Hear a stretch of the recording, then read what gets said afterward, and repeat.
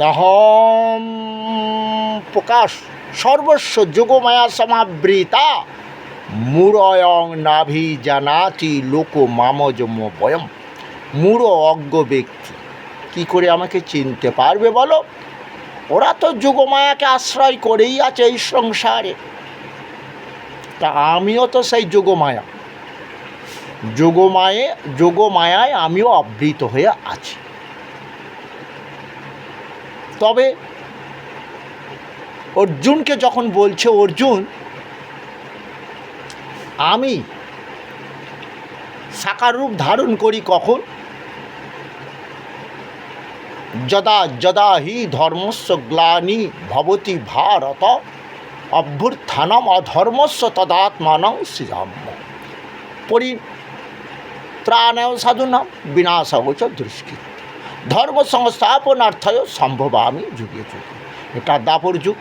যখনই পাপী লোকের সংখ্যা বেড়ে গেছে, আমি সাকার রূপ ধারণ করে তোমার সখা হয়ে, তোমার রথের সারথি হয়ে আজ আমি কি করব জানো? তোমাকে দিয়ে যুদ্ধ করাবো। যুদ্ধ করে কি করব? ওই যে পাপীদের বিনাশ করে দেব, ধর্মরাজ্য প্রতিষ্ঠা করব। তাই সেই ভগবান বললেন, যারা যোগমায়াকে আশ্রয় করে আছে, যোগমায়ার সংসারে হাবুডুবু খাচ্ছে,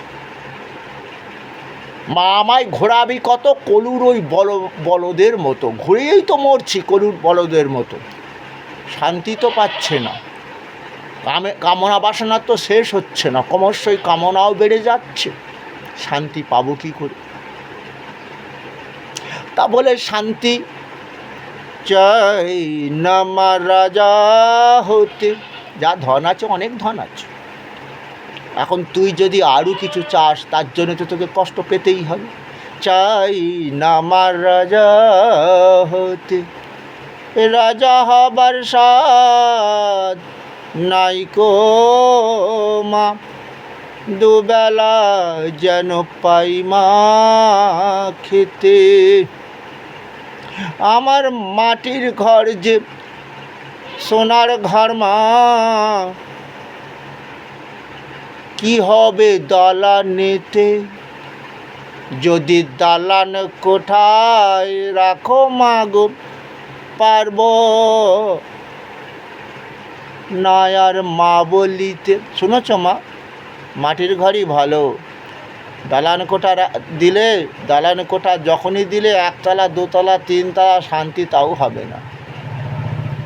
কামনা বাসনা মানুষের এমনই পরম শত্রু মাগো। তাই মাটির ঘরেই আমি ভালো আছি। দালান যখনই হবে, একটা দালান না আরও 5টা দালান কামনা করব, পাপও ঢুকে যাবে। কি করে পাপ ঢুকবে? ওই যে অসৎ পথে অনেক পয়সা ইনকামের রাস্তা একটা তৈরি হয়ে গেল, ঢুকে বললাম। ওই যে এখন সুযোগ বিরাট, এই কলিযুগে না বিরাট সুযোগ অসৎ পথে পয়সা ইনকাম করার। একটা অন্য ছাতায় চলে গেলাম, এই পার্টি কথা বলবো, বিশেষ করে সত্য কথা বলবো। এ জগতে হয় সেই বেশি চায় আছে যার ভুরি ভুরি, রাজার হস্তে করে সমস্ত কাঙালের ধন চুরি। কাঙালের ধন চুরি করছে কোটি কোটি টাকা, সেই ধানে তাদের সঙ্গে যোগ দেবো, তারাও কিছু আমাকে ভাগ দেবে তো। তা ভাগ দিতে দিতে আবার ভুলেই গেলাম, হয়তো আবার জেলেও পুড়ে দিতে পারে। এখন দেখছি যে সব জেলে রয়েছে না, দেখছি না সব এইভাবেই তো জেলে তারা যাচ্ছে। এই কারণে তো জেল যেতে হচ্ছে। রাজা হবার চেষ্টা করে চিন্তা করেছিল। তাই মা আমার দরকার নেই, ওই আমার মাটির ঘরই আমার সোনার ঘর মা। তোমরাও বুঝতে পেরেছ যে মহামায়ার সংসারে এই রকমই তো আমরা পড়ে হাবুডুবু খাচ্ছি। তাহলে কি করব বলো?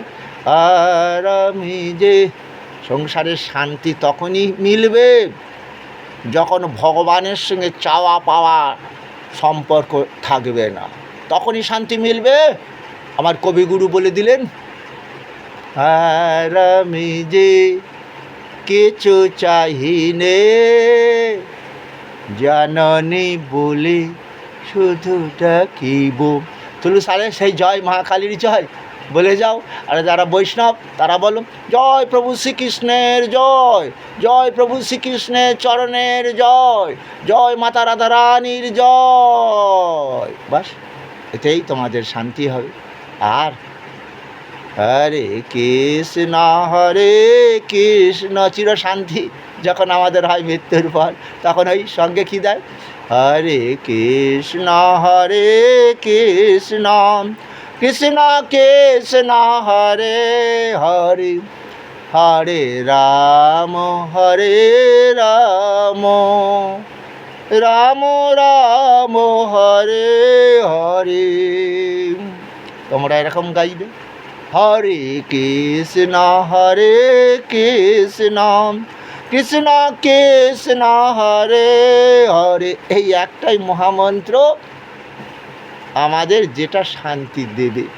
হে অর্জুন, হ্যাঁ হ্যাঁ, হরে আমি হরণ করব তোমাদের পাপ, দেহ পাপ মুক্ত হয়ে যাবে, দেহে দিয়ে রোগ শোক আর থাকবে না, বদন ভরে শুধু ডাকবে আমার কবিগুরুর মতন, আর আমি যে কিছু চাহিনে চরণ তলে বসে থাকি। ওই যে হরিনাম সংকীর্তন হচ্ছে হরিভাষারে, সেখানে একটু বসে থাকবে, পরম পবিত্র জায়গা বৃন্দাবন, তাই তো? আমরা তো সেখানে বসে থাকতে পারি না, থাকতে পারবো তখন।